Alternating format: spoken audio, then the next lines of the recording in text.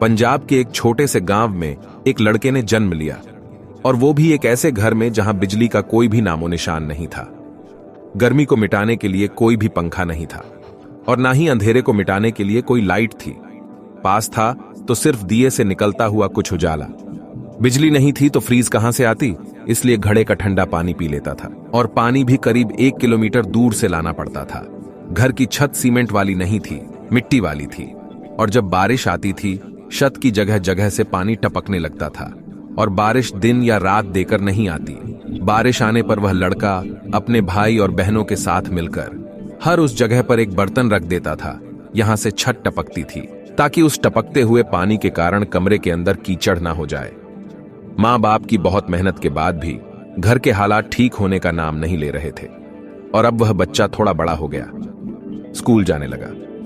उस बच्चे के दोस्त स्कूल में अक्सर आपस में बातें करते थे कि तुमने यह वाला कार्टून देखा, वह वाला सीरियल देखा, इस सीरियल में यह हुआ था, उस सीरियल में वो हुआ था।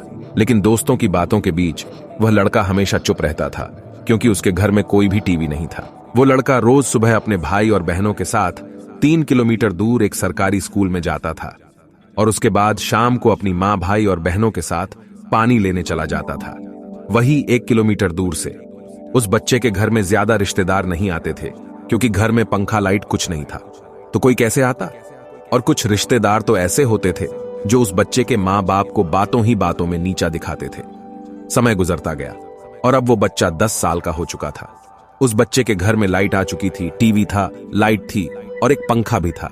लेकिन घर के हालात अभी भी ठीक नहीं थे। लेकिन फिर भी हालात चाहे जैसे भी थे, लेकिन जिंदगी में सुकून बहुत था। आंगन में चारपाई और आसमान में ढेर सारे तारे, और उन तारों में से कुछ चलते हुए तारों को देखकर वो लड़का बहुत ही खुश होता रहता। जैसे ही उस लड़के ने अपनी 7वीं की पढ़ाई पूरी की, तो उसकी जिंदगी में एक बहुत बड़ा मोड़ आता है। वो लड़का और उसकी फैमिली किसी मजबूरी के चलते शहर में आ गई, और वो भी हमेशा हमेशा के लिए। वो सुकून, पुराना घर और गांव के दोस्त सब कुछ छोड़कर, और अब वो बच्चा शहर के ही एक स्कूल में पढ़ने लगा। और अब वो लड़का इतना बड़ा हो चुका था कि उसकी स्कूल की पढ़ाई पूरी हो गई, और अब वह लड़का कॉलेज में जाने लगा।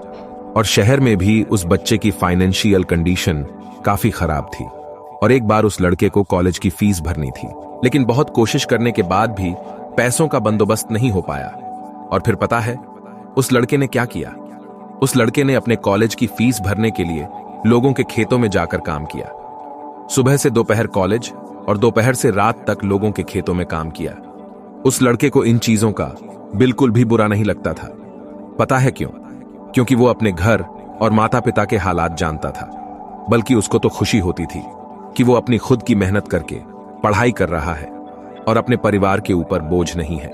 लेकिन इतना सब करने के बाद भी उस लड़के को कॉलेज की पढ़ाई बीच में ही छोड़नी पड़ी। ऐसा नहीं था कि उसके पास फीस भरने के लिए पैसे नहीं थे, बल्कि वह तो पढ़ाई लिखाई को छोड़कर अपने पैरों पर खड़ा होना चाहता था, कुछ बड़ा करना चाहता था। क्योंकि अब वो समझ चुका था कि पढ़ाई करने के बाद भी एक नौकरी पाना कितना मुश्किल काम होता है। अब वो लड़का सुबह से शाम तक फर्नीचर की शॉप पर काम सीखने जाता था, और काम करते करते 2018 आ चुका था। और तभी उस लड़के को YouTube के बारे में पता चला कि YouTube पर भी करियर बनाया जा सकता है। सुबह से शाम काम और रात के 4-5 घंटे वो YouTube को देने लगा। फर्नीचर की दुकान में काम करते करते उस लड़के ने बहुत कुछ सीखा। उसे बहुत तरह के लोग मिले, कुछ अच्छे, कुछ बुरे, और कुछ तो बहुत ही ज्यादा बुरे।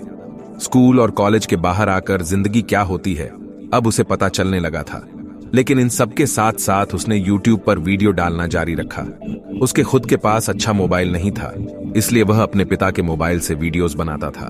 और YouTube के कठिन रास्ते में उस लड़के के पिताजी ने उसका बहुत साथ दिया। अब 2 साल बीत चुके थे और आ चुका था 2020, और लग जाता है लॉकडाउन। अब उस लड़के का काम धंधा सब छूट गया। लेकिन अब उसके पास बहुत टाइम था YouTube पर वीडियो डालने के लिए। वह दिन रात YouTube पर वीडियो डालता था, और दिन में 4-4 वीडियोस बना डालता था। लोग हंसते थे, लेकिन उस लड़के की फैमिली उसके साथ खड़ी थी। उसने टारगेट सेट किया कि उसको 2020 में 50,000 सब्सक्राइबर पूरे करने हैं, और यह टारगेट पूरा करने के लिए उसने जी जान एक कर दिया। लेकिन बहुत मेहनत के बाद भी वो लक्ष्य पूरा नहीं हो पाया। और उसके बाद पता है आपको क्या हुआ? 2021 की 2 जनवरी को उसके चैनल पर 50,000 से भी ज्यादा सब्सक्राइबर थे। यानी कि उसका लक्ष्य सिर्फ 2 दिन लेट हुआ, क्योंकि उसने बहुत मेहनत की थी। उसके अंदर एक पागलपन था जो कि उसे यहां तक ले आया था। अब उसकी वीडियोस वायरल होने लगी थी, मिलियंस में व्यूज आने लगे और देखते ही देखते उसका चैनल हवा से बातें करने लगा। और आ जाती है उस लड़के की पहली यूट्यूब इनकम। मां बाप की खुशी का कोई ठिकाना नहीं था और उसके बाद उसने पीछे मुड़कर कभी नहीं देखा। और आपको पता है उस लड़के का नाम क्या है? उस लड़के का नाम है सुरिंदर कतनावर।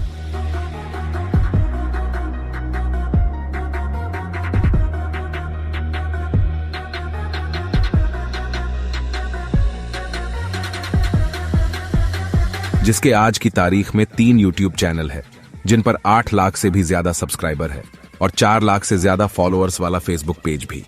आज उसके चाहने वाले मिलियंस में है। इस यूट्यूब के सफर में आप सब ने सुरिंदर का बहुत साथ दिया।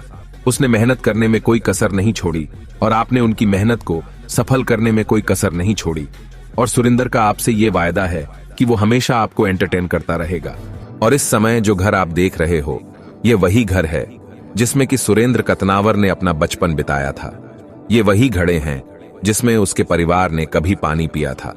और आज की तारीख में इस घर के हालात कुछ ऐसे हैं, लेकिन उस समय में ये घर बहुत साफ सुथरा हुआ करता था। इस घर की हर एक जगह से सुरिंदर और उसके हंसते खेलते परिवार की बहुत सारी यादें जुड़ी हुई हैं। इस घर में सुरिंदर ने अपनी जिंदगी के 14 वर्ष बिताए।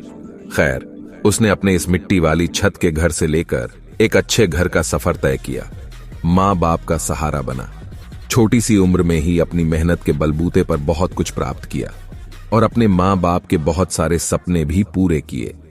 अब उसके घर में रिश्तेदार भी खुशी खुशी आते हैं और जो उसके माँ बाप को कभी बातों ही बातों में नीचा दिखाते थे, अब वो उसके माँ बाप के सामने खामोश होकर बैठते हैं, क्योंकि उनके बेटे ने उनके गुरूर पर शब्दों से नहीं, मेहनत से तमाचा मारा है। ये थी आपके सुरिंदर कतनावर के जीवन की कहानी।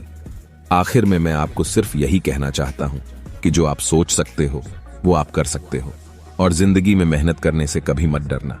धन्यवाद।